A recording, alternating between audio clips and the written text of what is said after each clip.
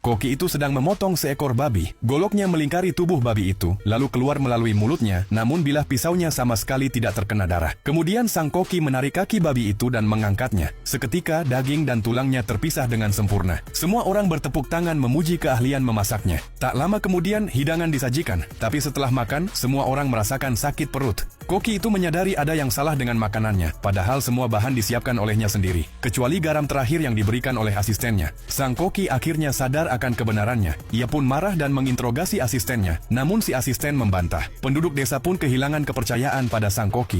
Dia tak bisa membela diri, dan kepala desa mengusirnya agar tidak menimbulkan masalah lagi. Demi mencari nafkah, sang koki pergi ke sebuah restoran untuk melamar kerja. Saingannya adalah seorang pria yang menangkap seekor ikan buntal dengan keahlian pisau yang luar biasa. Ia mengiris ikan itu menjadi sashimi. Kemudian sang koki mengambil seekor ikan gurami. Ia membelah punggung ikan itu dan memotongnya tipis-tipis. Ajaibnya, ikan itu masih bisa berenang, bahkan ketika hanya tersisa tulangnya saja. Hidangan sang koki pun disukai oleh bos restoran. Pria tadi bingung, namun ternyata sang koki menggunakan pisau es saat memasak. Pria itu pun mengakui keunggulannya, bahkan meminta menjadi murid sang koki. Mendengar bahwa masakan sang koki luar biasa, kepala koki restoran merasa terancam. Ia pun menantangnya untuk berduel memasak, yang kalah harus meninggalkan restoran. Kali ini, hidangan yang dipertaruhkan adalah bebek panggang. Sang koki meminta pria tadi untuk menjadi asistennya. Mereka berdua segera menyelesaikan hidangan masing-masing. Seorang gadis mencicipi bebek panggang buatan kepala koki, dan rasanya sangat lezat. Lalu tiba giliran hidangan sang koki. Gadis itu mengira bebeknya sudah dingin, tapi saat menyentuhnya tangannya malah terbakar. Saat itu juga, bebek panggang itu mulai mengeluarkan uap dan aroma yang sangat menggugah selera. Ternyata, sang koki melapisi bebeknya dengan gula cair untuk menjaga kehangatan agar hidangannya tidak dingin.